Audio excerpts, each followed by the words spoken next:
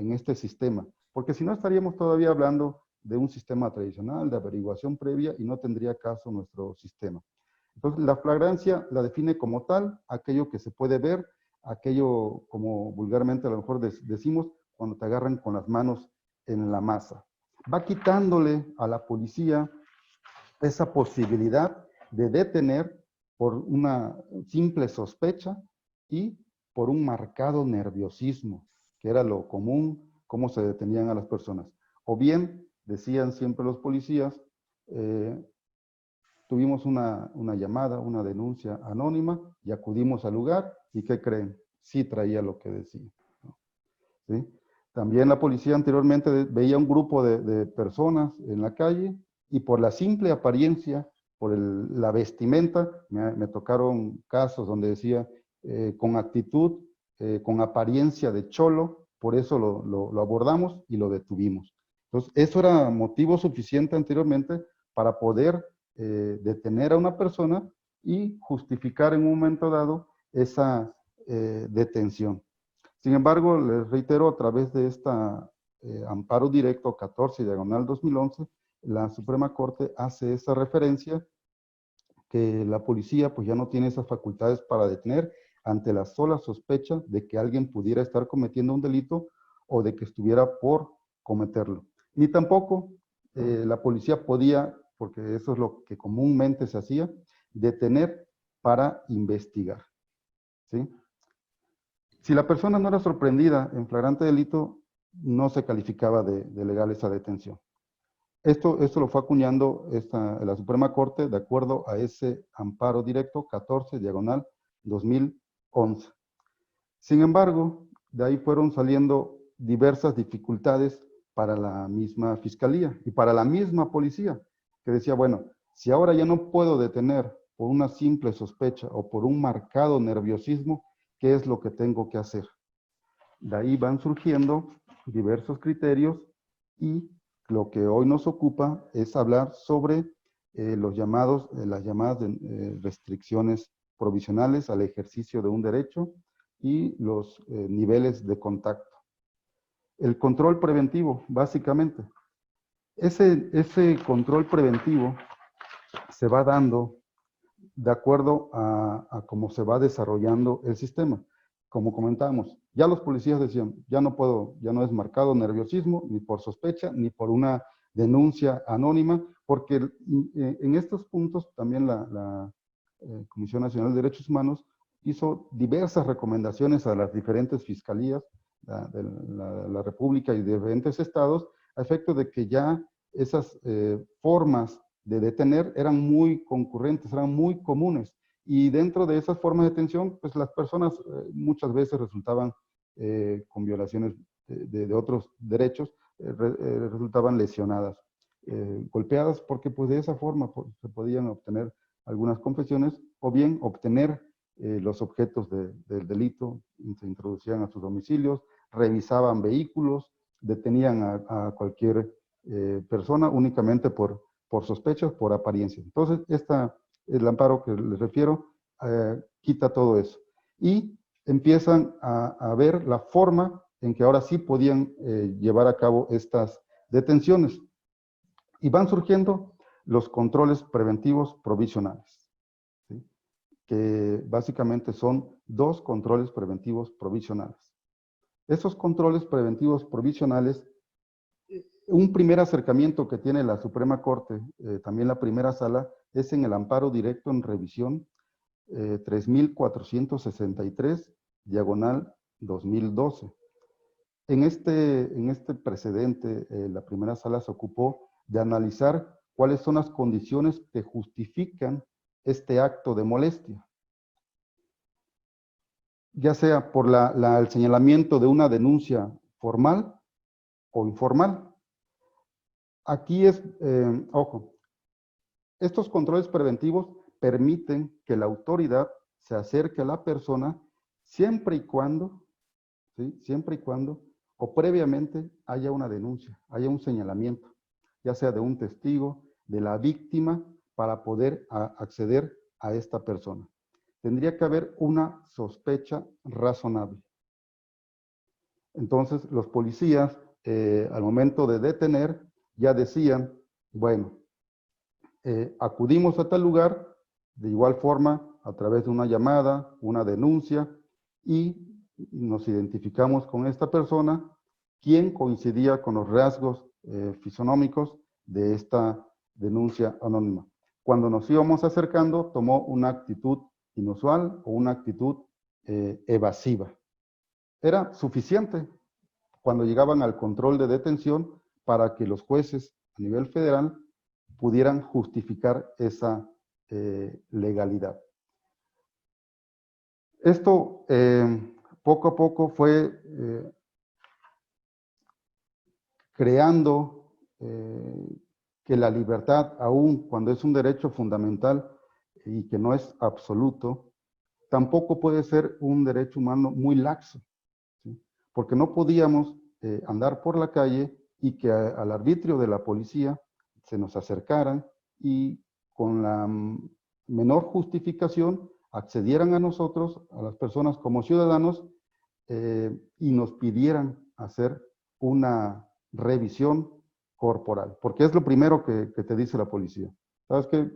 ¿Me permites hacerte una revisión? Muchas veces, y pues yo creo que la mayoría de ustedes, los abogados que han tenido contacto con el sistema y con el sistema tradicional, o pocas veces le preguntan al ciudadano cómo te llamas, a dónde vas, qué haces. No hay esa inmediación. Simplemente llegaban, te bajaban, bájate del vehículo o párate en tal lugar y te voy a hacer una revisión. Quieras o no, te voy a hacer esa revisión. ¿Cómo justificaban ellos esa detención? Decían que había una conducta evasiva o una conducta inusual y eso les llamó la atención a ellos para poder acceder a esta detención. Es así como esta amparo directo en revisión 3463 diagonal 2012 permite este primer acercamiento para los llamados controles preventivos provisionales. En este también amparo en revisión se precisa qué debe entenderse por una sospecha razonada y cómo es que la existencia de esa sospecha razonada puede justificar un control preventivo provisional por la autoridad policial que permitiera posteriormente realizar detenciones por delitos cometidos en flagrancia. Voy a hacer un paréntesis aquí, nada más para regresarme un poquito en el sentido de que todos conocemos las formas de detenciones que hay y que constitucionalmente están legitimados y validados. Que en primera, pues es la orden de aprehensión, esa es la regla. Las excepciones aquí son casos urgentes y, en este caso, la flagrancia. La flagrancia, como ya vimos en ese amparo directo 14 diagonal 2011, lo define claramente y que es prácticamente agarrarte con las manos en la masa, quitando lo que anteriormente hacían los policías, que detuvieran por simples sospechas o por marcado nerviosismo. Bien, aquí vuelvo nuevamente al tema del control preventivo provisional, de acuerdo a este primer acercamiento que hace la Suprema Corte en este amparo 3463, diagonal 2012. Remarco estos amparos porque sí es bueno que pudieran ustedes en un momento dado localizarlos, porque nos da un panorama muy amplio de cómo van surgiendo los controles preventivos provisionales. Esta primera sala aclara que la finalidad de estos controles no es encontrar una prueba en la comisión de alguna conducta delictiva en particular, sino que se realizan con el objetivo de prevenir algún posible delito, de salvaguardar la integridad y la vida de los agentes de policía, o bien para corroborar la identidad de alguna persona, y aquí, como les decía hace rato, con base en información de delitos previamente denunciados ante la policía o ante la autoridad. Aquí había una limitación para los policías. ¿En qué consistía? Decía, bueno, si yo no tengo una denuncia previa, entonces no me puedo acercar a la persona con base en esos controles. ¿Cómo justifico mi acercamiento a los ciudadanos? Porque al momento en que yo me acerque a ellos y me digan que tenemos el derecho a la libre deambulación, al derecho a la intimidad, los policías prácticamente no podrían hacer nada. Sin embargo, bueno, sabemos que aquí no, estamos en México y si nosotros decimos eso, pues peor nos va, ¿sale? Pero este cambio de paradigma en el nuevo sistema es de un estricto escrutinio judicial en la cual se analiza si efectivamente lo que está diciendo la persona es verdad o bien lo que está diciendo el policía pudiera ser verdad.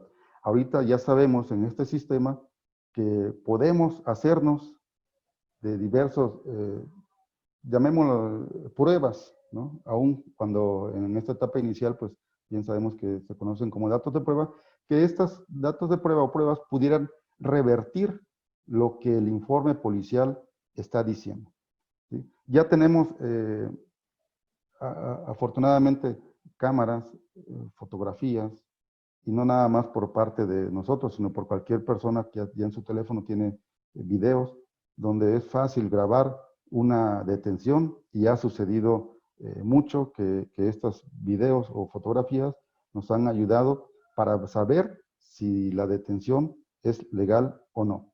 Pero bueno, en esos informes policiales donde la policía siempre asentaba que por una actitud sospechosa o evasiva eran detenidas las personas, no había mayor justificación.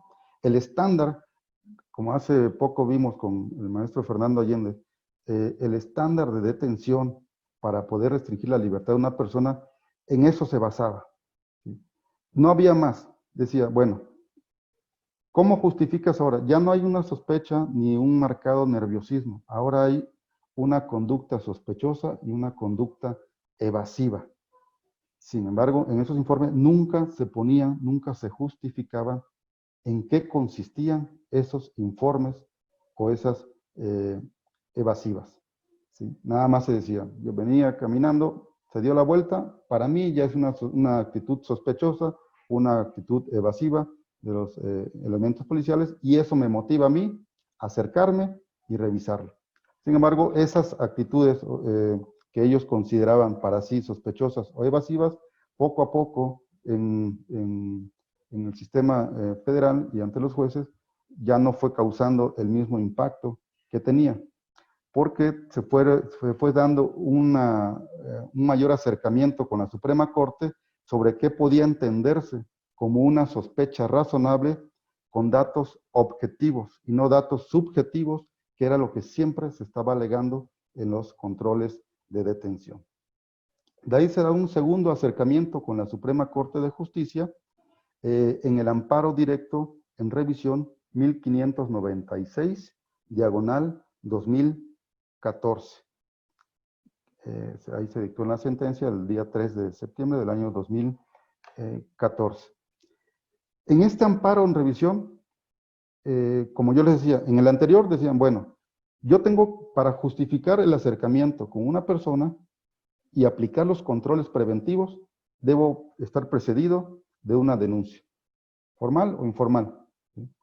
Y aquellas denuncias, obviamente que no le daba tiempo a la autoridad pedir una orden de aprehensión por la proximidad, por el momento en que estaba sucediendo.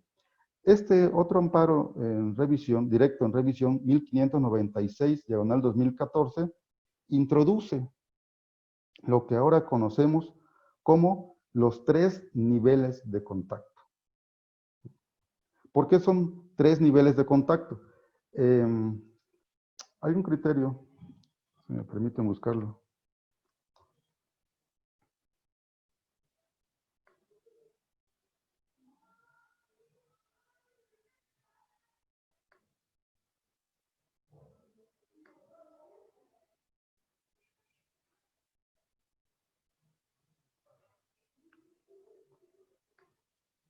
Bueno, ahorita les doy el dato correcto. Aquí está.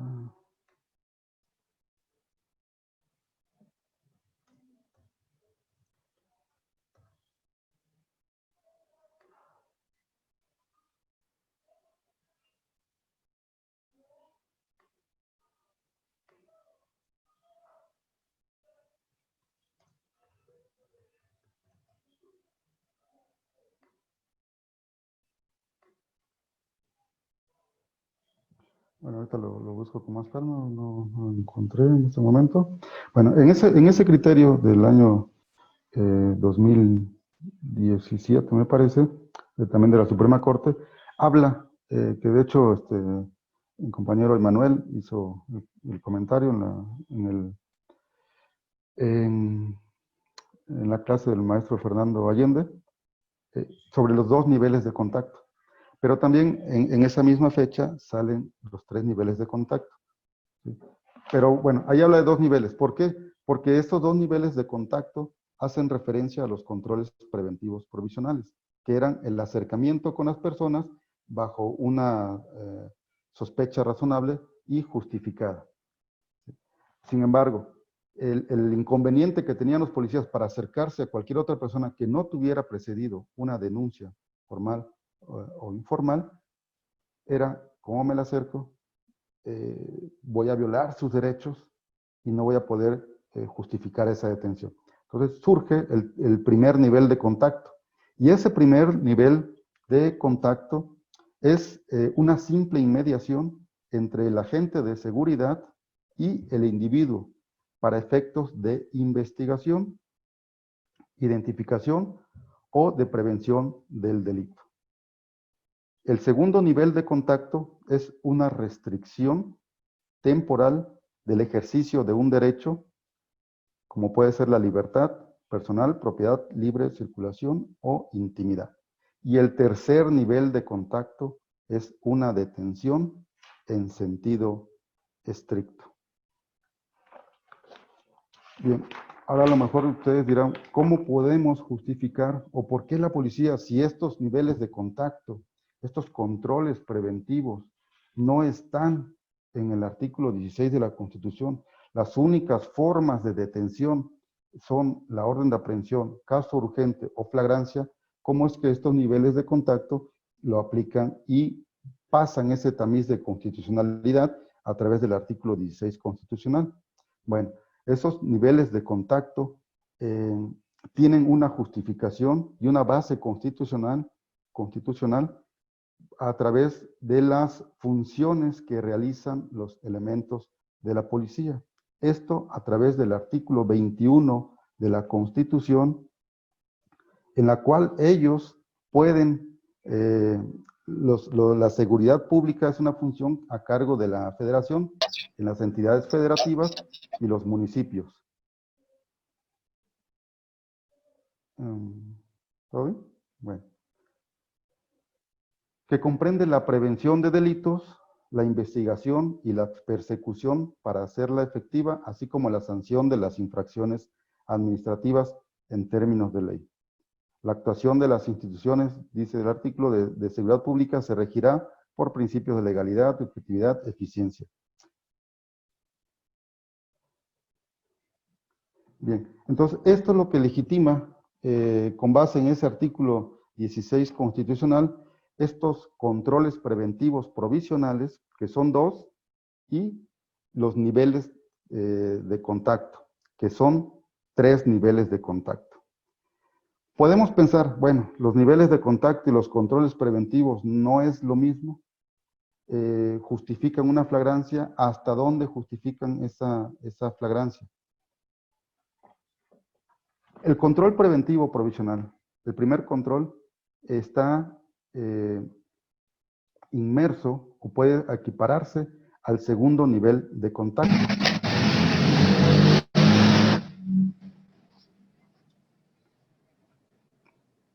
Bien, al segundo nivel de contacto. Cuando hablamos de esa forma de justificación hacia la persona para poder darle entrada a una revisión a la persona, tenemos que mencionar que se debe dar esa sospecha razonada. ¿Pero en qué consistiría esa sospecha razonada? No es únicamente una corazonada, un presentimiento de los policías para poder acceder al acercamiento de la persona. No, esa sospecha razonada debe tener datos objetivos que nos permitan tanto a la policía como a cualquier ciudadano pensar que se está ante la comisión de un delito o se pretende cometer un delito. ¿Sí? Tenemos que justificar esa sospecha razonada. Bueno, de acuerdo a estos amparos en revisión que he mencionado, de ahí surge un criterio también de la Suprema Corte de Justicia, donde dice, si no puedes o no justificas esa sospecha razonada, también si se autoriza por parte del ciudadano esa revisión, esa detención se encuentra justificada. Esa restricción temporal de la libertad se encuentra justificada. Y si de esa restricción temporal encuentras tú algún objeto ilícito, procedemos al tercer nivel de contacto, que es propiamente la detención. En estos controles preventivos podemos hablar que tenemos dos tipos de controles preventivos. Uno en grado menor y el otro en grado mayor. Cuando sucede el control preventivo en grado menor, los agentes de la policía pueden limitar provisionalmente el tránsito de las personas o vehículos con la finalidad de solicitar la información a la persona controlada. Aquí los agentes policiales pueden efectuar una revisión ocular superficial exterior de la persona o del interior de algún vehículo. Cuando acceden a un nivel o grado superior, esto debe estar motivado objetivamente por conductas proporcionales y razonables sospechosas, lo que implica un registro más profundo con la finalidad de prevenir algún delito. En este supuesto, pues ya se podrán registrar las ropas de las personas, pertenencias, así como el interior de los vehículos.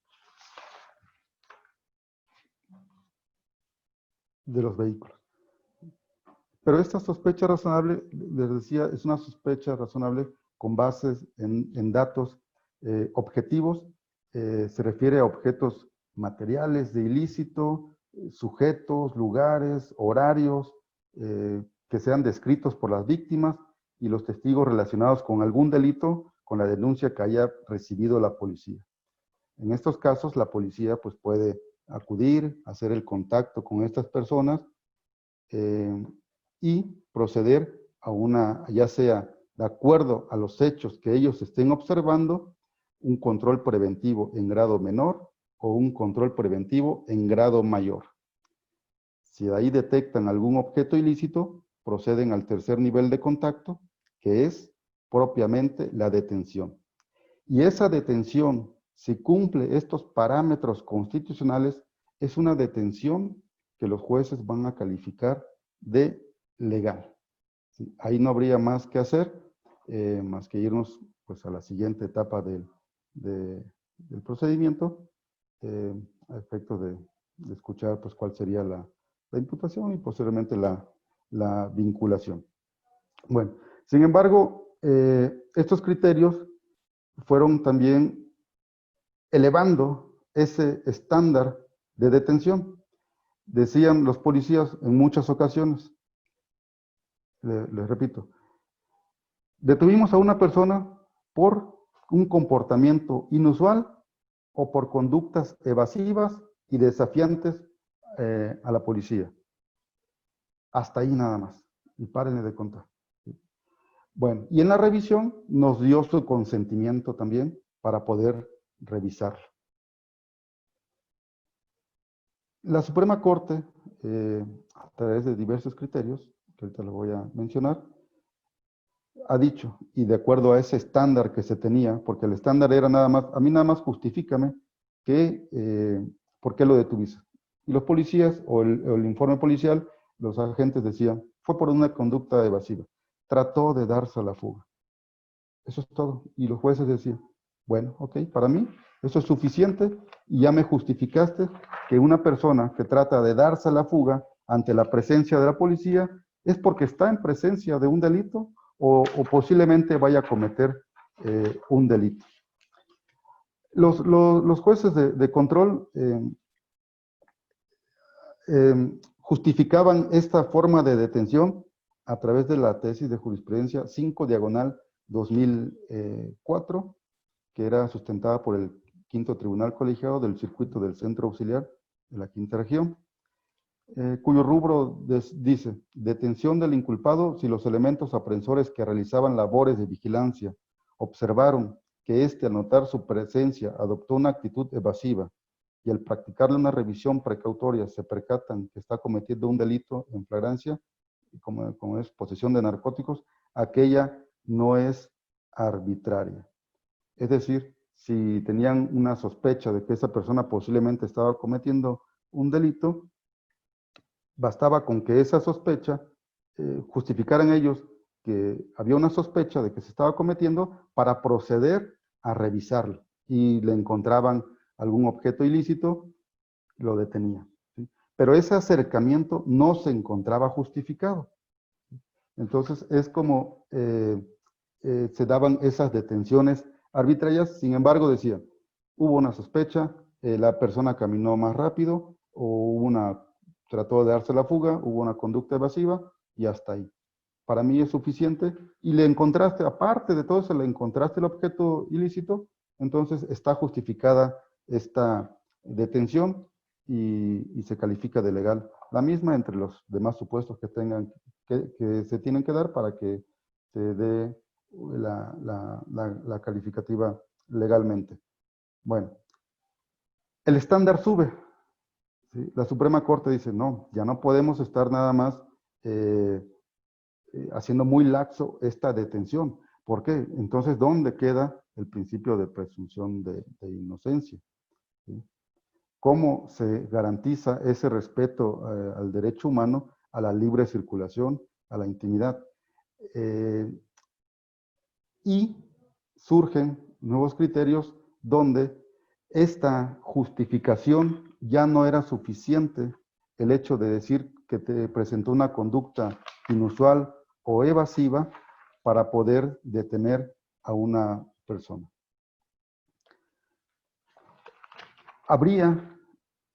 Ya se tendría que justificar en qué consisten estos hechos o estas circunstancias de conducta evasiva, de conducta inusual por parte de los elementos hacia los ciudadanos. Como ejemplo, la policía actualmente pone, detenemos a una persona que intentó darse la fuga. Decían los jueces, sí, pero hasta ahí nada más me estás diciendo. ¿Qué te motivó a ti detenerlo? ¿Cuáles eran esos datos objetivos, razonables, proporcionales que tú tienes para decirme que esta persona fue detenido bajo una sospecha razonable? Intentó darse la fuga, nada más. Aquí la policía tendría que justificar cómo es que trató de darse a la fuga esta persona. ¿Corrió hacia dónde? ¿Qué movimientos hizo? Tiene que ser un poquito más amplia su explicación para poder decir que hay una conducta, hay una sospecha razonable y que se encuentra justificada bajo datos razonables de manera objetiva. El análisis que hacen los jueces de control es muy estricto ya en este sentido. ¿Sí? Ya no se quedan únicamente con una conducta inusual, una conducta evasiva, sino que el estándar sube un poco más, el estándar de la detención sube un poco más y ya hay que justificar en qué consisten estos actos o conductas evasivas. Ese es, por un lado, el acercamiento de una sospecha razonable que se tiene a las personas. Los grados, el control mayor o el control menor, se da de acuerdo a esa actitud que tiene la persona que va a ser sometida a ese control preventivo. Ahora, también puede darse un control preventivo bajo una falta administrativa. Sí, sí se puede dar una restricción temporal de la libertad bajo una falta administrativa. ¿Puede estar justificado? Sí, puede estar justificado. Esto no significa que la persona esté detenida, sino que es momentáneamente. ¿Sí? ¿Cómo? Aquí lo vemos muy claro cuando nos ponen los alcoholímetros. Hay una base, una justificación para eso. Cuando llegamos a un punto de alcoholímetros, ¿qué hace la autoridad? Nos detiene. ¿Está justificada esa detención? Por el momento, sí. ¿Para qué? Únicamente para revisar si nosotros venimos o no bajo algún grado de alcohol o si venimos tomados o no. ¿Sí? Sin embargo, esa justificación, si de ahí los policías advierten que la persona a lo mejor trae droga o viene armado, esa es otra justificación razonada que ellos tienen que dar para proceder a la revisión de esta persona. En ese primer contacto que ellos tienen, en esa restricción temporal para revisar el grado de alcohol o si se viene o no tomado, ahí los policías pueden, bajo ese grado menor, revisar superficialmente el vehículo o las personas. No pueden, por ningún motivo, hacer un control preventivo en grado mayor, a menos que haya datos objetivos para ellos que permitan suponer que se está cometiendo un delito o que la persona pretende cometer un delito. Por ejemplo, si al momento en que bajan a esta persona advierten que a lo mejor esconde algo en el vehículo o a lo mejor en la parte de atrás, en los asientos de atrás, o el compañero guardan algo y se les pide que muestren qué es lo que están guardando y hay renuencia a mostrar estas circunstancias, entonces es ahí donde la policía puede ejercer un grado mayor y justificar, si encuentran algún objeto ilícito, esa detención. Antes no. Otro ejemplo, los federales de caminos, como anteriormente se le conocía. ¿Qué es lo que ellos hacen cuando uno va conduciendo? Cuando nos paran en la carretera, normalmente dicen que es por una luz, una placa, por cristales polarizados y que nos van a infraccionar. Se acercan con nosotros, nos piden ciertos datos, ciertos papeles, información básica de nosotros, y ahí también ellos están justificando ese control preventivo, nos están reteniendo momentáneamente. ¿Justificado? Sí, sí está, por una cuestión administrativa. Pueden realizar una inspección ocular superficial hacia el vehículo y hacia la persona, sí lo pueden hacer. Pueden hacer una inspección en grado superior, solicitarnos una revisión al vehículo o a nuestra persona, no, no lo pueden hacer. ¿Sí? ¿Por qué? Porque no está la base, no está la sospecha razonable con datos objetivos que le permita a la policía hacerlo. ¿Qué pasa entonces si la policía, con base en esa infracción administrativa, asienta en su informe policial que se revisó el vehículo, se revisó la cajuela, porque es lo que comúnmente hacen, o abren las puertas? Si lo asientan de esa manera, cuando llegue a oídos del juez a través de la exposición que haga el fiscal, esa detención no es calificada de legal. Por esa actitud, por esa forma de intervención que tuvieron los policías. Ahora, ¿cómo justificaban también los policías? Decían, bueno, ¿cómo le hago ahora para revisarte? Si no puedo, si no tengo nada que me haga sospechar que tú estás cometiendo un delito. A ti, que te estoy deteniendo en la calle y a ti que te estoy deteniendo en una carretera, ¿cómo le hago para revisarte? ¿Cómo le hago para justificar que te estoy deteniendo? Bien, la Suprema Corte de Justicia, también derivado de ese amparo en revisión, eh, menciona en un criterio que esta detención puede ser por una sospecha razonable de manera objetiva o, por el contrario, si el registro o revisión fue autorizado libremente por el posible afectado, entendiéndose que existe consentimiento cuando fue prestado de manera consciente y libre, es decir, ausente de error, coacción o de un acto de violencia o intimidación por parte de los agentes. Así es como los elementos policiales decían, ok, recapitulando un poquito para que no nos perdamos y se tenga una mejor comprensión, una mejor explicación de mi parte. Primer nivel de contacto. Los policías pueden acercarse a una persona, tú no estás, no te sientes eh, que tu libertad está en manos de ellos en ese primer nivel de contacto. Ojo, no es el primer control preventivo, es primer nivel de contacto. Es una simple inmediación entre la autoridad y el ciudadano. ¿Sí? Se le puede acercar, por ejemplo, en un parque. El policía hace sus rondines, ve a una persona, a lo mejor se da otra vuelta, lo sigue viendo en el mismo lugar, se le acerca, le hace una plática. Ese es el primer nivel de contacto, una simple inmediación que tiene con este ciudadano. Si el ciudadano en ese momento decide, bueno, oficial, gusto en conocerlo, me retiro, perfecto, adiós, ¿no?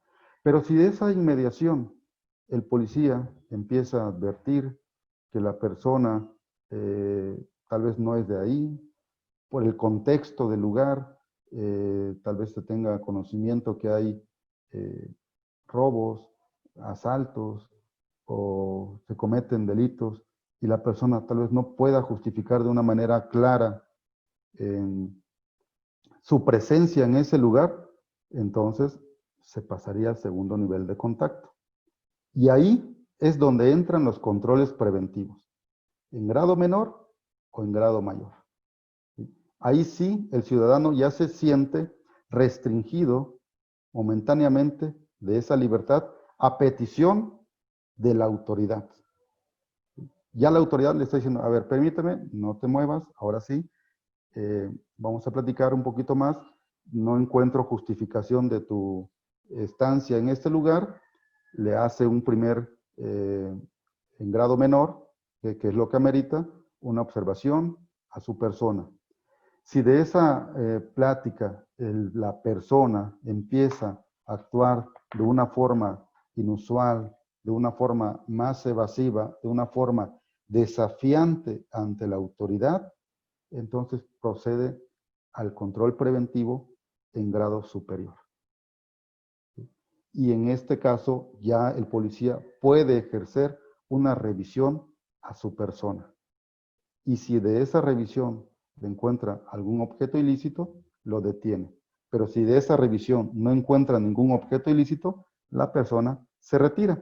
Pero ya ejerció en él un control preventivo en grado superior. Bien, si en ese control preventivo en grado superior, si en ese control preventivo en grado menor no advierte nada y el policía le dice, ¿me permite revisarlo? Así lo asienta en su informe policial. Dice, le solicité su autorización para ser revisado.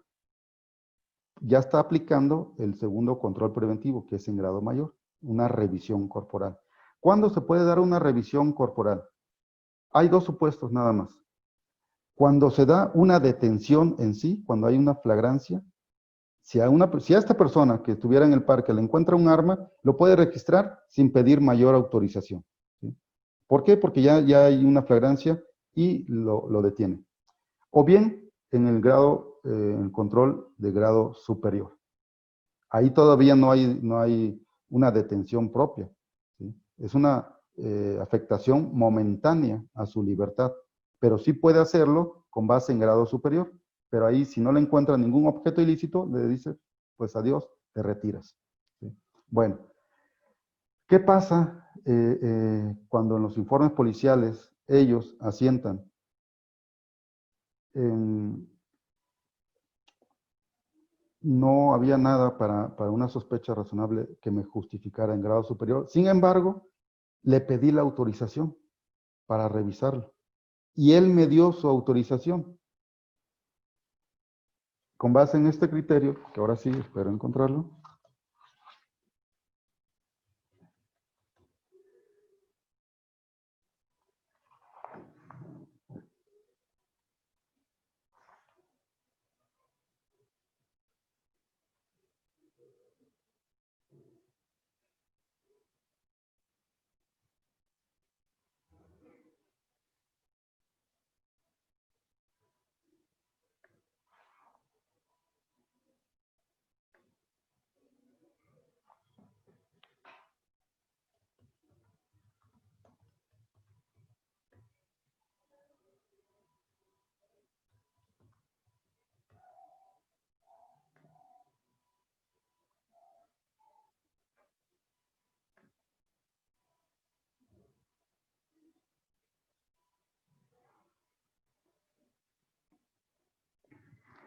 sí, con número de registro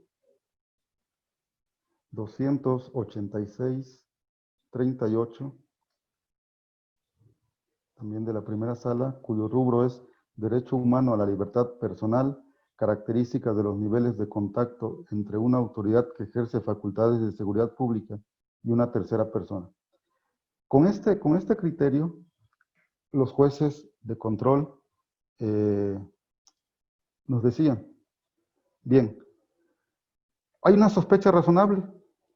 ¿Cómo justificó el agente de autoridad esa sospecha razonable? Porque la persona mostró una conducta evasiva. ¿En qué consistió esa conducta evasiva? Trató de darse la fuga. Perfecto, ya hay una sospecha razonable.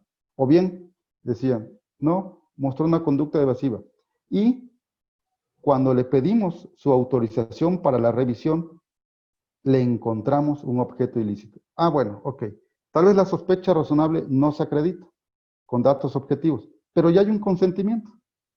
Entonces, con base en ese consentimiento, se califica de legal la detención.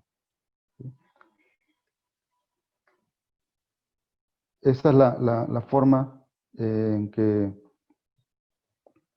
los jueces de control justificaban, o bien la fiscalía justificaba esa sospecha razonable. Según ellos, los datos objetivos eran la conducta evasiva, que trató de darse la fuga, que volteó hacia un lado, les bajó la mirada, que aceleró el vehículo, llegan a asentar, que ante la presencia de la policía en una carretera, cuando vienen en sentido contrario, el ciudadano que viene en sentido contrario, acelera el vehículo y eso les llama la atención y se dan la vuelta para seguirlo y lo detienen, aplicándole los controles preventivos. Y lo revisan y le encuentran algún objeto ilícito. ¿Sí? Digo, hasta ese grado se llegaba de una detención, una afectación a la libertad de una manera laxa. O sea, decíamos, ¿cómo es posible que en una carretera a determinada hora, 6, 7 de la tarde, cuando ya hay oscuridad, cómo los agentes policiales podían ver que la persona los vio y con motivo de esa cruce de vistas, ellos aceleraron la marcha y por eso los detienen? O bien, ¿qué decían los informes policiales? Va un vehículo adelante, nos observa por el retrovisor y acelera su marcha. Para mí, eso ya es sospecha razonable, decían los policías. Pero bueno, ya vimos que la sospecha razonable no es únicamente lo que los elementos policiales entiendan con base en datos subjetivos, sino que cualquier persona común y corriente como nosotros también podamos advertir que existe eh, esa, esa actitud de los ciudadanos para poder considerar que se está en presencia de un delito o se pretende cometer un delito.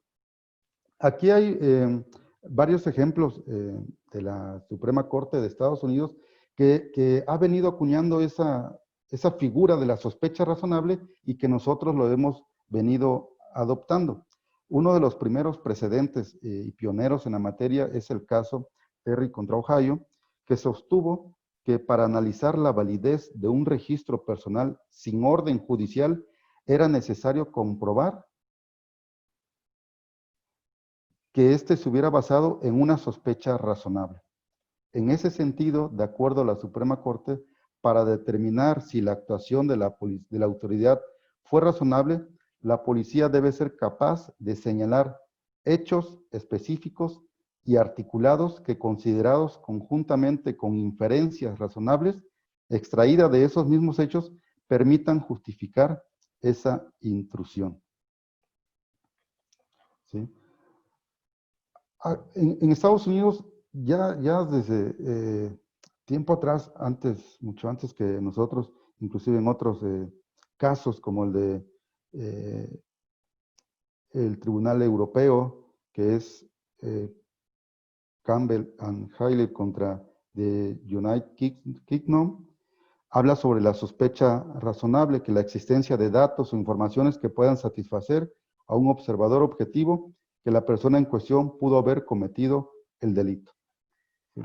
Entonces, aquí, estos criterios, y hay varios criterios en ese sentido, pero ¿qué es lo que ellos pedían? Dice, a mí no me digas que hubo una actitud evasiva, a mí no me digas que trató de correr o que trató de darse la fuga. A mí dime qué actitudes tuvo esa persona, a mí dame esos hechos para decir que efectivamente esos datos a cualquier persona se le hacían razonables y eran datos objetivos que permitieron la detención o la detención momentánea de esa persona. Con base en ello, ya la Suprema Corte también sacó un criterio.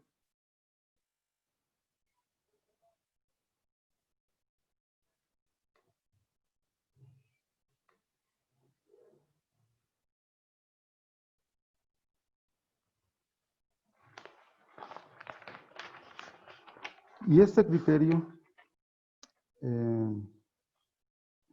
cuyo rubro es control preventivo, control provisional preventivo, la sospecha razonable que justifique su práctica debe estar sustentada en elementos objetivos y no en la mera apreciación del agente. Este criterio, en la parte que nos interesa, dice: en este sentido, si bien es cierto que un comportamiento inusual o evasivo podría ser, en ciertos casos, llegar a la justificación,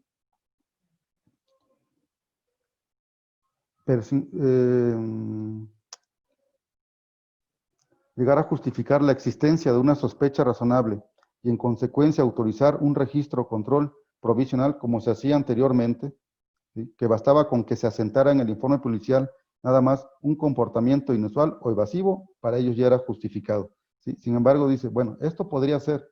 Sin embargo, para que esta justificación pueda ser tomada en consideración, es necesario que la misma se encuentre debidamente respaldada a partir de elementos objetivos que permitan a la autoridad judicial verificar que el agente de policía actuó razonablemente.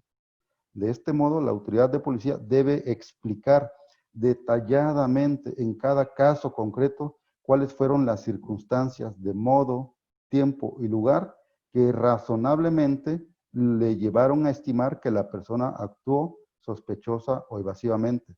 Esto es, que el sujeto probablemente estaba cometiendo un delito o estaba por cometerlo. O bien, cómo es que intentó darse a la fuga. Dice, asimismo, en aquellos casos en los que el control preventivo derive de la comisión de una infracción administrativa, la autoridad debe exponer los datos que permitan identificar en qué consistió tal infracción, así como aquellos en que posterioridad hubiera justificado una intromisión mayor en la persona o sus propiedades. Por ejemplo, prevenir la probable comisión de un delito. ¿Sí? Entonces, este criterio vino a darnos a los ciudadanos una mayor certeza al principio de presunción de inocencia, al derecho humano de la libertad, a no ser tan laxo, que si bien sí se puede restringir en ciertos casos, pero no podemos tomarlo como una cuestión a la ligera. Los elementos policiales ya no nada más tenían que decir que tuvo la persona una conducta evasiva o una conducta desafiante. No, ahora tienen que justificar en qué consistió esta conducta evasiva, en esta conducta desafiante, para que ellos pudieran, a través del segundo, para el control preventivo en grado mayor, que es el segundo nivel de contacto, justificar por qué tuvieron que revisarlo y encontrar ese delito. Sin embargo, decían, bueno, ok, los jueces estábamos, decía, bueno, ok, ya me justificaste que esa conducta evasiva o esa conducta, ya me dijiste, mejor dicho, tú fiscal, en qué consistió, por qué te acercaste a esta persona. Un primer nivel de contacto, una simple inmediación, no tenías ninguna sospecha, sin embargo, en la inmediación que tuviste, esta persona actuó de una forma para ti desafiante y evasivo. Pero no me dices en qué consiste. Sin embargo, volvemos a lo anterior, el consentimiento. Bueno, decía, se califica de legal. En este nuevo criterio decía, ok, fiscal, ya me dijiste que en este control preventivo estás justificándome porque esta persona venía caminando, los observó a ustedes y corrió 2 cuadras, como que se escondía algo en la cintura, volteaba muy seguido a ver la posición de la policía. Entonces, bajo ese contexto, ya le estamos dando al juez un panorama más amplio, o le está dando al fiscal un panorama más amplio de cómo poder justificar esa sospecha razonable, esa conducta. Porque si nos quedábamos, o se quedaban ellos con que nada más era una conducta evasiva, una conducta inusual, ya no era suficiente o ya no es suficiente para poder calificar de legal. Sin embargo, les reitero, no quiere decir que eso no pueda subsanarse con el consentimiento que se le dio por parte del mismo ciudadano a la policía para ser revisado. Bien, si justifican la sospecha razonable, sí. Amigo Iván, hay una Sí. pregunta de Cristian René. Le abro el micrófono, permítame.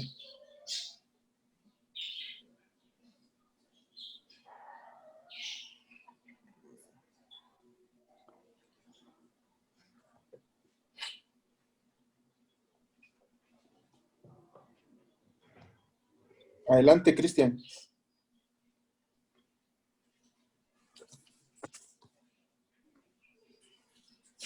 Cristian.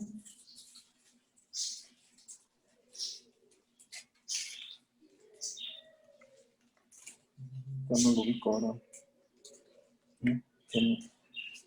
No, está.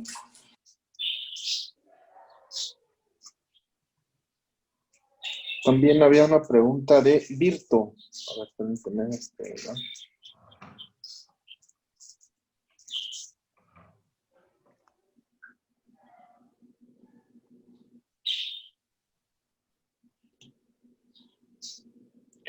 Adelante, Virto. Sí, muy buenas tardes. Buenas tardes, Víctor. Ok, oye, con la exposición que estás diciendo, entonces quiero entender que hay 2 niveles de contacto. El primero que es la mediación y la segunda que es donde entran los 2 controles preventivos, menor y superior. ¿Es correcto? Entonces, en el segundo nivel encontramos los grados de control. ¿Es correcto eso? Bien, te explico, porque ahí es donde creo que hay la confusión. Muchas veces en las audiencias decimos, no se da el segundo nivel de contacto, no se da el control preventivo en grado mayor. Bien, los niveles de contacto, los que la Suprema Corte ha establecido, en un primer criterio, y te lo paso como referencia, es el 286-39, donde dice, detención y restricciones provisionales de la libertad personal, su interrelación y diferencias conceptuales. Ahí nos habla de dos niveles de contacto. ¿Cuáles son estos dos niveles de contacto? ¿Sí? Y ahorita voy a aclarar el otro punto. Los dos niveles de contacto. Es la inmediación, ahorita explico esa parte, la inmediación que se da entre la autoridad y el ciudadano, ¿sí? Pero este nivel de contacto ya tenía una restricción momentánea de la libertad. Eso es lo que nos explica este criterio, ¿sí? Y en esos dos niveles de contacto aplicabas un control preventivo en grado menor y un control preventivo en grado mayor. En el primer nivel que maneja en ese criterio, ¿sí?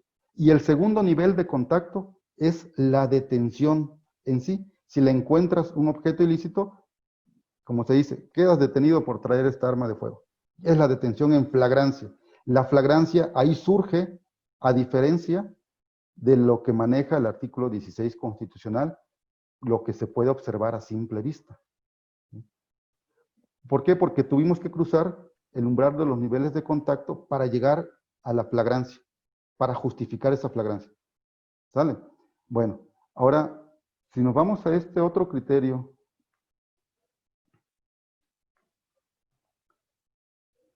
que dice, derecho humano a la libertad personal, característica de los niveles de contacto entre una autoridad que ejerce facultades de seguridad pública y una tercera persona, con registro 286-38, aquí ya la Suprema Corte de Justicia nos habla de 3 niveles de contacto. 3 niveles, ya no son 2, ya son 3. Pero está agregando un primer nivel. ¿Qué pasaba en los otros 2 niveles que te había comentado? En los otros 2 niveles, en el segundo nivel, donde ejercía un control preventivo en grado menor y un control preventivo en grado mayor, debía tener una justificación para acercarte a ti, acercarse al ciudadano. Debía estar precedido de una denuncia que previamente hubiera hecho una víctima, que hubiera hecho un testigo, un señalamiento de que esos datos de esa denuncia informal coincidía con la persona. O sea, ya había una base para acercarse a la persona, ¿sí? Entonces, ¿qué hace la Suprema Corte? Bueno, ¿qué hago con aquellas personas con las que yo, como autoridad, no me puedo acercar porque previamente no hay una denuncia? Le agrego un primer nivel de contacto, que es la simple inmediación. Y es como comentaba hace rato, si estamos en un parque o en una calle y la policía pasa y te ve parado y sigues, se da otra vuelta, ¿qué hace la policía? Se acerca a ti en ese primer nivel de contacto. No hay ninguna denuncia, no hay ningún señalamiento. Es únicamente un acercamiento que hace el policía pero ese es el primer nivel de contacto, ¿sí? Contigo. Y tú, si en ese momento decías, buenas tardes, oficial, me retiro, sí, que le vaya bien, adiós. No hay ninguna justificación por el cual tu libertad momentáneamente se encuentra restringida. Sin embargo, si en esa inmediación la policía detecta circunstancias poco usuales, un comportamiento inusual, que empieces a voltear por todos lados, que a lo mejor empieces a tartamudear, que no puedas responder ciertas preguntas, entonces ahí entra el segundo nivel de contacto, como lo maneja la Suprema Corte de Justicia. En ese segundo nivel de contacto puedes aplicar los controles preventivos, ¿sí? Ya la persona se encuentra bajo una afectación momentánea de su libertad. Porque ahí sí el policía le puede decir, a ver, permíteme, aquí algo no me cuadra. De acuerdo a la plática que tuvimos, algo no me está cuadrando. Sin embargo, sin ese control preventivo en grado menor, que como dijimos pero aquí ya hay una afectación momentánea, ¿eh? Esa es la diferencia entre el primer nivel de contacto. No hay ninguna afectación momentánea a la libertad. Aquí tú puedes decirle, adiós, me retiro, te vas. Y ellos dicen, bueno, pues sí. En este segundo tú no puedes decir, en este segundo nivel de contacto, tú no le puedes decir, bueno, policía, adiós. No, permíteme. ¿Por qué?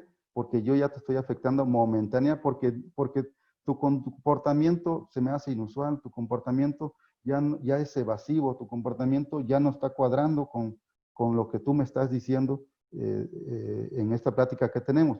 Sin embargo, en ese control preventivo en grado menor, tú como policía o los policías pueden observar a tu persona, a ver si no traes sin revisarte, una inspección ocular superficial nada más, ¿sí?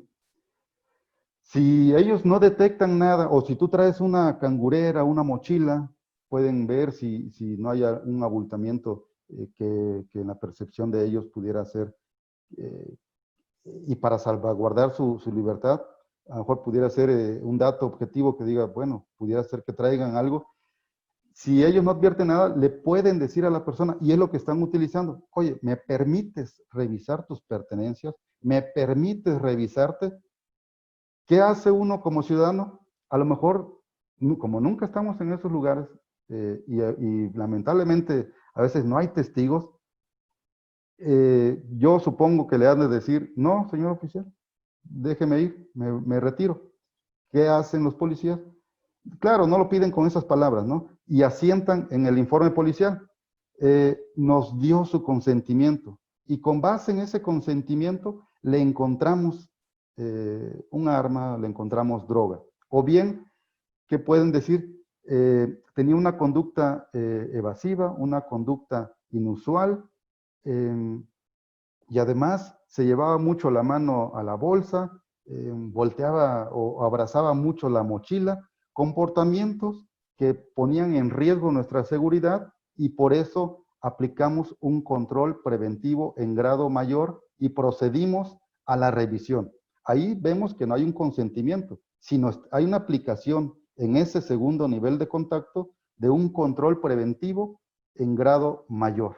¿Por qué? Porque la conducta de la persona ya era una conducta más desafiante frente a los agentes de seguridad que podría poner en riesgo a la misma persona o bien o podría suponerse razonablemente que estaba ante la posible comisión de un delito o había cometido a lo mejor un delito y se fue a resguardar ahí en esa esquina. No sé si queda claro esa pregunta, Virto, ¿sí? Adelante, Sí es un Iván, y ya poquito, sí, dejamos al okay, final las preguntas sí. para que no Sí es un pierdas el... poquito, a lo mejor complejo, por eso estos criterios que le estoy dando nos aclaran y esos amparos en revisión, amparos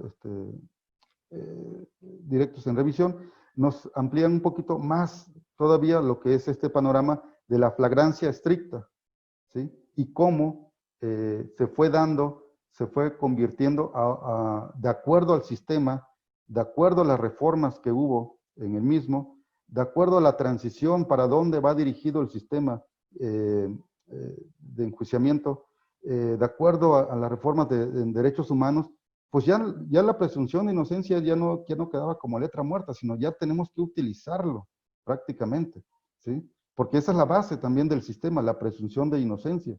El sistema tiene que dar un giro total, porque si no nos quedamos todavía con el sistema tradicional, con la forma de detención del sistema tradicional.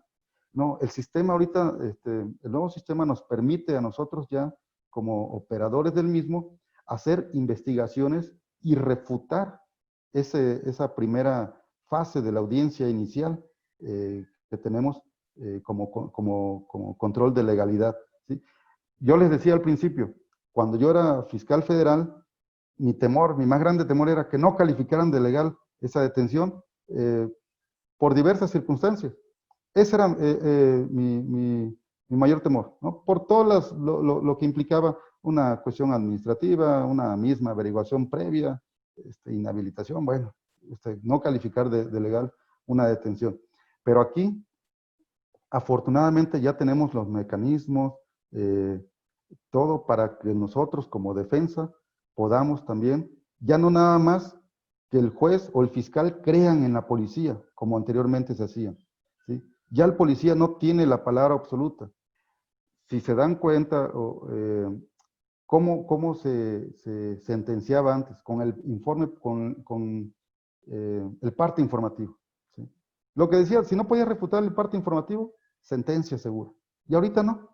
Ahorita tenemos una oportunidad en la audiencia inicial, en esta primera fase de control de legalidad, de que la persona que representamos quede en libertad. Antes no calificaban de legal la detención, prácticamente pasaba el tamiz del auto de formal prisión, había muy poco que hacer, ¿sí? Ya era estadísticamente las sentencias condenatorias, pues bueno, al menos a nivel federal, eran el 98%, ¿no? Tal vez había un 2% de absolutoria, que realmente es muy poco, ¿no? Me imagino que a nivel local también era así. ¿Por qué? Porque la visión era sentenciar, era condenar, era la presunción de culpabilidad. Y ahorita ya no, ya es la presunción de inocencia, entonces estamos cambiando y nos corresponde a nosotros como operadores del sistema estirar la liga hasta donde más se pueda para efectos de cambiar esa forma de pensar. Y tan es así que la misma Suprema Corte ha entendido que ya no se podía, y hago un recuento, detener por simple sospecha o marcado nerviosismo o por denuncias anónimas, porque era el mismo formato que tenían los policías. A través de las recomendaciones de la Comisión Nacional de Derechos Humanos fue cambiando. Hubo estas reformas que ya eran necesarias, sin embargo, ahora ya no utilizaban sospecha o marcado nerviosismo. Ya utilizaban una conducta evasiva o una conducta inusual. Pero hasta ahí. Hemos ido avanzando con los criterios a través de la Suprema Corte. Dice, ahora ya no nada más me digas que hay una conducta evasiva o una conducta inusual. Ahora explícame en qué consiste esa conducta evasiva y esa conducta inusual. Y bajo una sospecha razonable con datos objetivos que yo voy a calificar, porque los jueces pues obviamente son los encargados de hacer esa calificativa por la cuestión de la imparcialidad y conocimiento que tienen del derecho. Ellos van bajo un escrutinio estricto de esta primera fase, tienen que analizar si esos datos verdaderamente son unos datos objetivos y razonables que cualquier persona, aparte de los elementos policíacos, pudiera llegar a la misma determinación bajo un mismo contexto. Si es así, no hay duda que se califica de legal esa parte de la sospecha razonable. Pero si no puedes acreditar una sospecha razonable y si en el informe tú le agregas que hubo consentimiento por parte de la persona, de igual manera los jueces califican de legal esa detención, ¿sí? Siempre y cuando se hayan dado si no hubo una flagrancia estricta de que se haya observado el objeto ilícito, sí hayan cumplido con los parámetros constitucionales de los niveles de contacto y los controles preventivos, en grado menor y en grado mayor. Tienen que justificar claramente, la Fiscalía tiene que justificar y el juez tiene que motivar y fundamentar por qué sí se dan esos controles preventivos, por qué sí a través de los niveles de contacto se logró llegar hasta el tercer nivel, que es la flagrancia. Porque eso es lo que va a calificar, que esa flagrancia esté dentro de los supuestos del artículo 16 constitucional, párrafo quinto, así como del artículo 146 del Código Nacional de Procedimientos Penales. Ahí tiene que calificar de legal, pero tiene que cruzar ese umbral de los niveles de contacto y los controles preventivos provisionales. Aclaro, los controles preventivos provisionales surgieron antes que los niveles de contacto, ¿sí? Pero aún quedaba una laguna. Ese acercamiento, pero esos controles preventivos eran únicamente para aquellos casos donde previamente existiera una denuncia, previamente, ¿sí? Pero quedaba en una laguna de cómo se acercaban los policías a los ciudadanos sin esa previa denuncia. ¿Cómo le hacían? ¿Cómo se justificaba?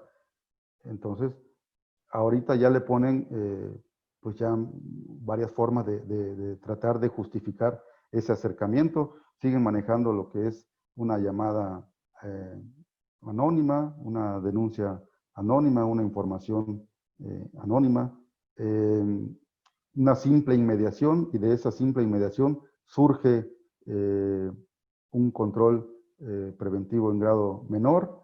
Eso es por la cuestión penal, por la cuestión administrativa. Los policías, ¿cómo lo justifican?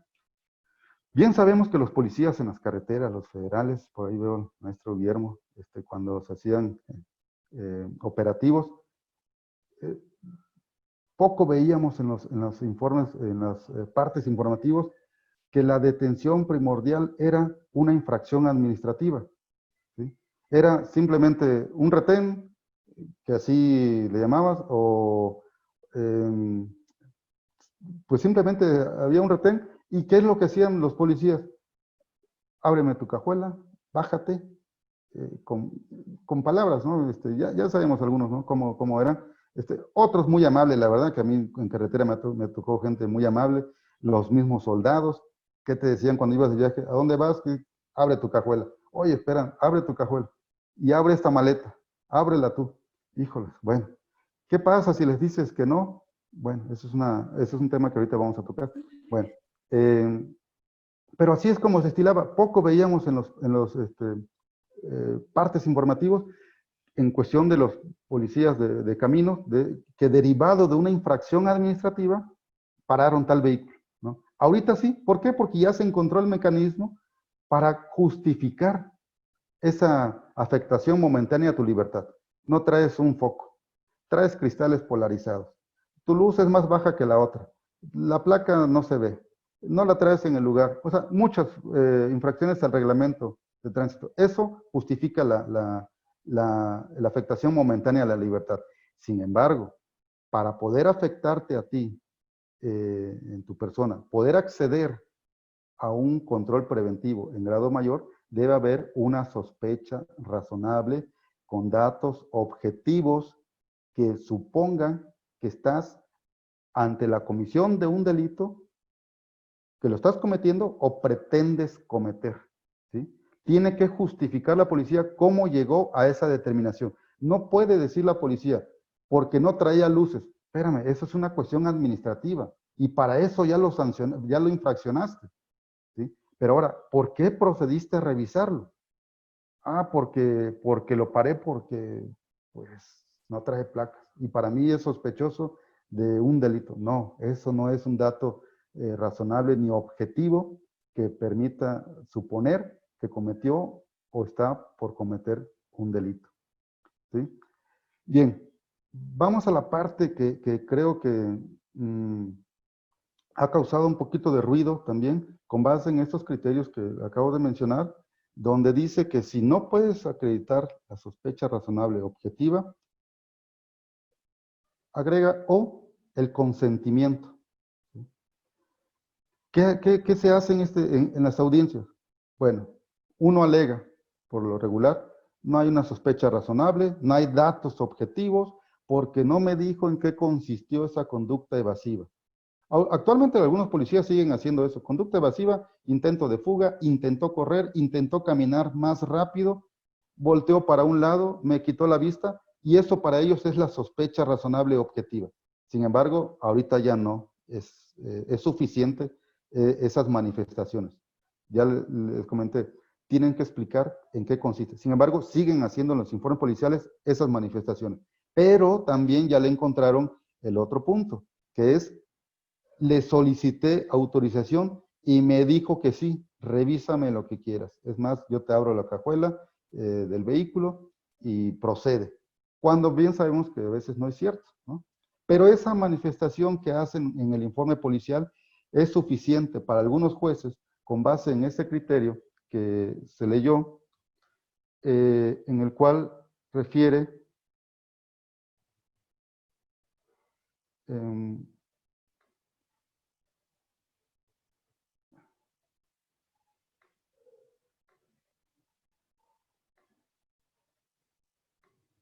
que si la persona autorizó esa revisión, se califica de legal la detención.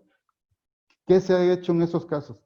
Hace un momento también les decía, bueno, a nosotros como operadores del sistema nos toca no nada más quedarnos con esos criterios. Si nosotros vemos un informe policial donde diga, ay, bueno, al parecer, pues no se acreditan los niveles de contacto y no se justifica por qué la policía actuó en grado mayor cuando mi defendido no se dice que haya cometido, actuado de una forma o haya tenido un comportamiento inusual, desafiante. Al contrario, contestó las preguntas de la policía, le entregó documentos, dijo a dónde iba, pero ¿por qué lo revisaron? Ah, porque dice ahí, él autorizó la revisión. Ay, bueno, ya no tengo nada que hacer, entonces voy a dejar que pase esta fase. No, no tenemos que dejar que pase esta fase así nada más. Ese consentimiento, el criterio mencionado, dice que debe ser un consentimiento libre, un consentimiento voluntario. Y así lo han entendido algunos jueces. ¿Por qué lo han entendido de esa manera? Porque a través de las impugnaciones, de los recursos necesarios, como son, en primer caso, la apelación y posteriormente a través de los juicios de amparo, y hemos llegado hasta la revisión donde se dio un primer caso donde los magistrados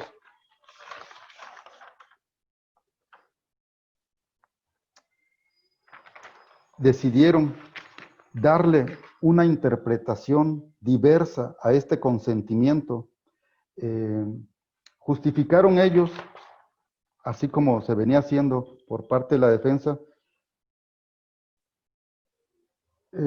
decían los jueces, ok, a ver, ese consentimiento fue a través de un error, a través, coaccionado, a través de violencia. Defensor, ¿tienes datos de prueba que me hagan suponer a mí que él no lo dio de manera libre o no lo dio de manera voluntaria? Pues no, no tengo ningún dato de prueba, ¿no? Pero ¿cuál es el dato de prueba para ese tipo de acciones? Pues la misma actuación de la policía. Al momento en que se encuentra la persona restringida de su libertad de manera momentánea, ya no tienes voluntad de ti. Ya tienes que hacer lo que la policía te está diciendo. ¿Qué pasa si tú no haces lo que la policía te dice bajo esos ordenamientos? ¿Cómo puede tomar en cuenta qué es lo que va a pensar la policía que tú estás haciendo si no accedes a lo que ellos te dicen? Si te dice, ¿te puedo revisar? ¿Puedo revisar a tu vehículo? Y le respondes, no, pues es un derecho que yo tengo, ¿no? Ah, no, no, entonces estás escondiendo algo, ¿sí? No te veo nada por fuera, pero si tú no estás accediendo a que yo te revise, es porque estás escondiendo algo. Y muchas veces nosotros mismos, repito, hemos estado en la ciudad, en carretera, y nos molesta que nos digan, bájense, abra su cajuela, abra sus maletas, lo voy a revisar a usted y baje los que trae ahí, ¿sí? Entonces, y no es porque uno traiga algo mal o algo ilícito, simplemente porque uno a veces conoce que pues es un derecho que tenemos a no ser molestados sin ninguna base legal, sin ningún motivo, sin ningún fundamento. Y es así como los jueces lo están tomando. Dice, está restringido de su libertad momentáneamente.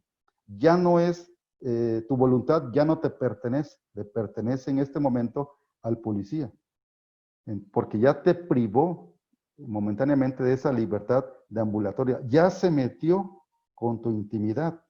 Decirle que no es suponer que estás cometiendo algo. Entonces tienes que acceder a ese consentimiento, pero ese consentimiento ya se encuentra viciado.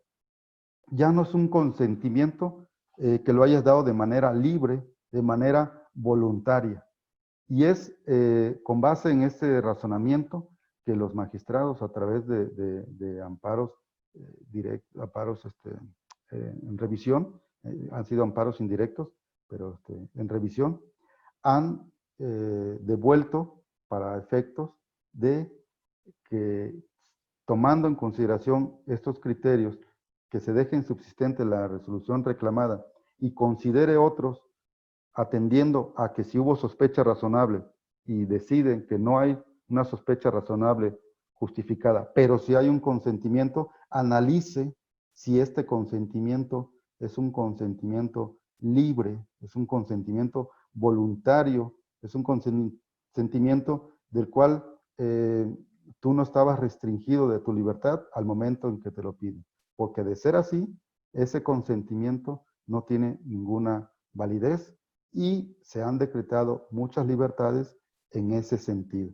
El consentimiento no tiene validez porque tú ya te encuentras restringido de tu libertad de manera momentánea, ¿sí? Antes de que te hagan una revisión, tú ya dijiste que sí, y con base en esa revisión, derivado de un consentimiento que no es libre, ¿sí? Que no es consentido, voluntariamente, se obtuvo un objeto ilícito. Y ese objeto ilícito es por lo que te detuvieron, con lo que ellos justifican esa flagrancia. Y ese consentimiento pues queda desvirtuado y la persona pues obviamente al no tener una sospecha razonable, debidamente objetiva, al no tener un consentimiento libre, básicamente no se cumple con los parámetros constitucionales de los controles preventivos para justificar que el objeto encontrado sea atribuible a ti o los policías hayan actuado de manera legal y no de manera arbitraria. Actuaron de manera arbitraria violando tus derechos fundamentales a la libre deambulación y a la cuestión íntima, ¿no? Por ese actuar sin justificación. Es así como esta parte del control de detención, para mí, la verdad que es una parte muy esencial dentro del sistema, porque nos han enseñado como litigantes, como defensores públicos, que tenemos muchas oportunidades o varias oportunidades de obtener la libertad de las personas, que eso es lo que básicamente nosotros como defensores buscamos en un primer momento. Y nosotros mismos decimos, ok, con que esté afuera, me lleve el proceso en libertad, ya es ganancia. ¿Sí? ¿En qué momento tenemos una primera oportunidad? Bueno, cuando estamos ante la Fiscalía y es procedente la aplicación del artículo 140 del Código Nacional de Procedimientos Penales, decimos, me lo llevo, ya se fue, gracias, eres un dios para la familia. Ok, se judicializa. Tengo una segunda oportunidad. ¿En qué? En el control de legalidad, porque nos permite a nosotros ya estar presentes, justificar una ilegalidad en ese control. A través de los medios electrónicos, a través de que ahorita hay mayor apertura para investigar y poder aportarlos como datos de prueba en esa primera fase de control de legalidad, podemos también ya obtener una libertad de esa persona. Y así sucesivamente, de acuerdo a las etapas, buscamos siempre en la vinculación también la libertad de la persona, ¿sí? Y si queremos una oportunidad más, buscamos en un sobreseimiento esa libertad de la persona. Y si volvemos a insistir en la libertad dentro del procedimiento, pues ya en juicio. O sea, tenemos varias etapas en las que buscamos, ¿qué es lo que buscamos primeramente? La libertad. Quede sentenciado, a lo mejor con una pena que nos permita tenerlo en libertad. ¿Sí? La libertad, pues, es el mayor para mí derecho humano. Hay quienes dicen, bueno, la dignidad también, ok, sí, la dignidad, ¿no? Pero si no eres libre, también es parte de un derecho humano que trae muchas consecuencias, ¿no? No nada más para ti, sino para las personas que tienes, dependen también de una persona. Por eso esta parte que yo siento a veces que está un poquito olvidada, que es el control de detención, el control de legalidad, no aplicamos tal vez correctamente los niveles de contacto, los controles preventivos, qué es lo que va primero, qué es lo que va segundo. O sea, debemos poder distinguir que los niveles de contacto son tres. El primero y el tercer nivel de contacto hacen la diferencia con los controles preventivos. El primer nivel de contacto es la simple inmediación, el acercamiento nada más que se tiene entre la autoridad y el ciudadano, sin restricción de libertad alguna. Me quiero ir, me voy, hasta ahí. El tercer nivel es la detención propiamente. Es la detención porque ya te encontraron en el segundo nivel de contacto. Ahí te aplicaron los controles preventivos en grado menor o en grado mayor. Tuvo que haber sido en grado mayor porque te permitió una revisión, ¿sí? ¿Pero por qué? Porque pasaste el primer control preventivo en grado menor y accediste al segundo escalón, un control preventivo en grado mayor. ¿De acuerdo a qué? A la conducta, al contexto de ese momento, ¿sí? Y si ese segundo nivel de contacto, donde se aplican los controles preventivos provisionales, está debidamente justificado, razonado de una manera proporcional, los jueces lo ven de esa manera, la detención es legal. Si no lo está, si no hay una sospecha razonable, obviamente pudiera decir, pero hay consentimiento. Pero si ese consentimiento fue obtenido a través ya de una restricción de la libertad, también se encuentra viciado y algunos jueces están aplicando que no se califique de legal esa detención. ¿Cuál es el efecto que pudiera tener? Bueno, creo que ya ustedes saben, en primera, la libertad de la persona, ¿sí? Pero también, para mí, que es lo más importante, porque puede decir, ok, te fuiste, pero te voy a imputar y te voy a vincular más adelante. A lo mejor uno se queda con esa idea, dice, bueno, ya me lo llevé y ya, adiós. No, ¿qué es lo que hay que buscar en esa? Que la nulificación de esos actos derivados de ese actuar arbitrario por parte de los elementos policiales, ¿sí? Si le quitamos al informe policial la forma en que se llegaron del objeto ilícito, ¿qué le queda al fiscal? Nada, ¿sí? O sea, unos hechos sin objetos, ¿no? Que no constituyen pues, una forma de flagrancia alguna sobre qué. Entonces, tenemos que ver hasta dónde podemos nulificar esos actos obtenidos de manera ilícita. ¿Cómo vamos a fundamentar, cómo se pide esta nulificación de actos con base en violación a derechos fundamentales? Pues ya básicamente o prácticamente en una audiencia. El artículo 265 del Código Nacional de Procedimientos Penales establece que los datos de prueba, los medios de prueba, las pruebas deben ser obtenidos de una manera lícita, ¿sí? Sin embargo, en todo momento del procedimiento nosotros podemos solicitar, cuando hay violación a derechos fundamentales, que estos se declaren nulos. En términos de ese artículo, en términos del artículo 264, me parece que es del Código Nacional de Procedimientos Penales, debe analizarse si hubo o no violación a derechos fundamentales. En términos del artículo 20, fracción novena, si mal no recuerdo ahorita, debemos solicitar que se decrete de ilegal esa detención también por violación a derechos fundamentales, como es la libre deambulación y el derecho a la intimidad. La juez o el juez tienen que analizar de oficio si efectivamente ocurrieron o no esas violaciones a los derechos fundamentales. Si está de acuerdo con lo que se le manifestó, pues decreta de ilegal la detención, además de declarar nulas todas las pruebas que se hayan obtenido con base en esta actuación arbitraria por parte de los elementos aprehensores.